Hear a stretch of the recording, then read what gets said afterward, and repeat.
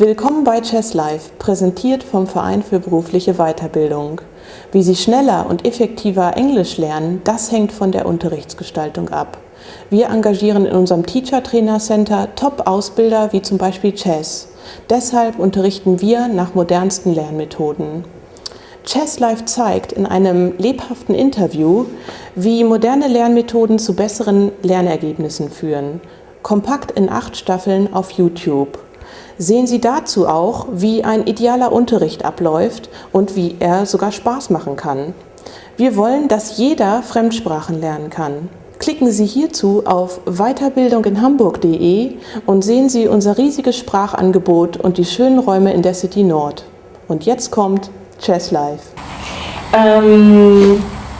Is there any way you could sort of abstract, what's the word for abstract? Is there a word for exercise? No, you don't have that. Sometimes. To make it more abstract, what we just did in the lesson, to say did this lesson involve, what every lesson should involve, maybe to just repeat it once more. If I want feedback, if I'm being with the group for, say, a certain period of time, I don't know, 2 months, then if I want some feedback about, then yes, I would ask questions like that. Actually, I was asking you that question right now. Sorry. To make the question that we just talked, the lesson we talked about, Yeah. to maybe look at it from a greater perspective and say once again, what did this lesson that you taught involve that makes it sort of a good lesson? Well, I don't know if it's a good lesson, I don't. Yes, it's the ideal lesson. That's what we would. Well, you may call it an ideal lesson. To me, it was just a lesson, Yeah. It wasn't, but What aspects did it involve, though, that maybe every lesson should have? I think a good lesson should always have a warmer. Mm-hmm. Should always involve an element of fun and enjoyment. Mm-hmm. Students have to have serious fun. Mm-hmm. Okay. I think you should make sure that the students are paying attention to you. I think you should offer plenty of opportunities to personalize the material. Students they're here to practice language. So students need to speak, but the students need to speak about something that's meaningful to them. I think the lesson should be authentic. I think, which is what I strive to do.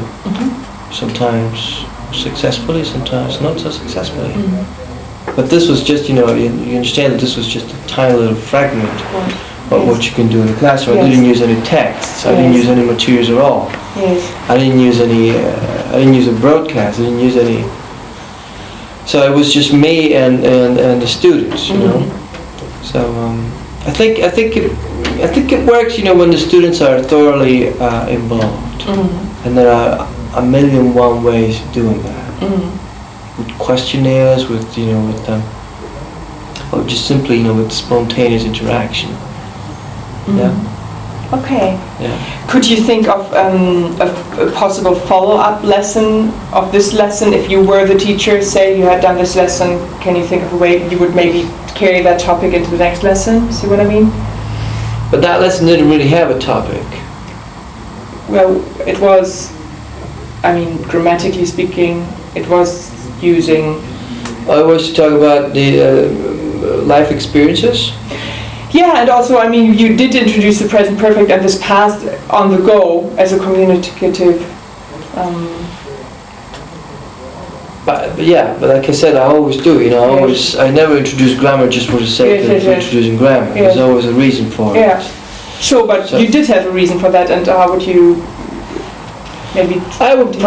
I would probably continue, with and introduce more bits. Like for example, I would work on ready-made chunks of language. Like I haven't seen you in a long time. For example, I've never thought of that to give them an idea of how the present perfect is used. Not just talk about life experiences, but it could be used for, as you know, for a variety of reasons. Yeah. I could also decide, to photocopy a text with lots of these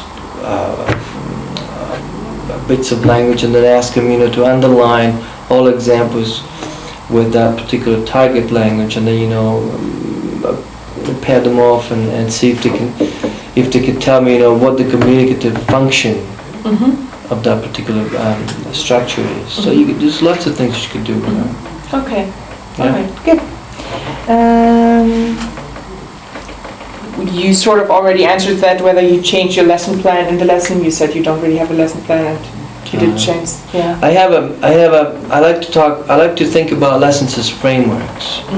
And the framework, by definition, it's very, very flexible. So I think I have an idea where I want to take my students, but my students might not want to go there that particular day. And if that's the case, you just have to abandon your lesson plan, and think up of something else to do. And that, as it is, that happens maybe 6 times out of 10. You need to be flexible. You can't possibly hide behind your lesson plan. Because you're not teaching a lesson plan, you see. You're teaching students. And students are not just students. Students are not numbers. Students are, men and women who come here, to learn a language, okay? But when they come here, they might be in different moods, So I think, for example, another reason to do a warmer at the beginning of class is, to try and find out what kind of mood your students are in. Are they tired? Did they have a good day? Did they have a bad day? Are they feeling particularly, excited about something? Because this is information that's very, very valuable for you. Because if I'm planning, a whole series of tasks, that demanding a certain level of concentration, if I realize that my students are really, really tired, then I say the hell with them, and do something else, something that's less demanding. It's common sense. I mean, you don't need to go to Harvard for this. It's just it's common sense, and that's why a very simple, short activity at the very beginning of class is very, very useful towards our purpose to find out more about your students. All right. See what kind of moods you might not be. See, because you planned your lesson last night, but this is 24 hours, 12 hours later. You might not be in the same mood as you were last night when you planned your lesson. And if that happens, there's a mismatch, and it doesn't work. Or it does work, but you have to make a real big mental effort, and you'll be exhausted after the lesson. So why not do a lesson that suits my mood as well as the students? I think that's the ideal lesson. You see? Find a lesson that suits your mood as well as the students. Yeah. Absolutely. Yeah. I'm the one who's supposed to teach it. Yeah. Why not? Yeah. Sure. Yeah. Okay. Good. Another question. Do you have any, probably you don't have any rule, but when do you decide to stop an exercise? Personally, I sometimes find it difficult to decide, is that enough?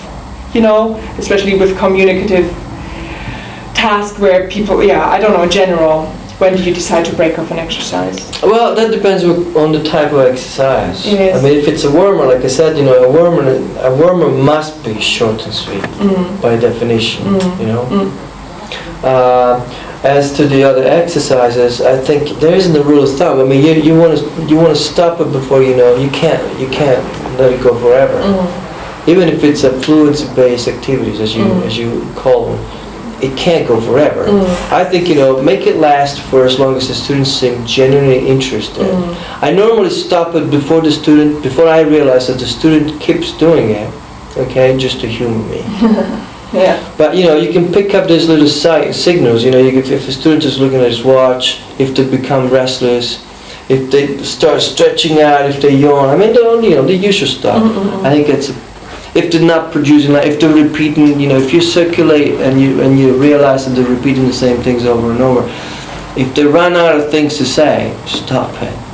Yeah. Okay. It's common sense. Good.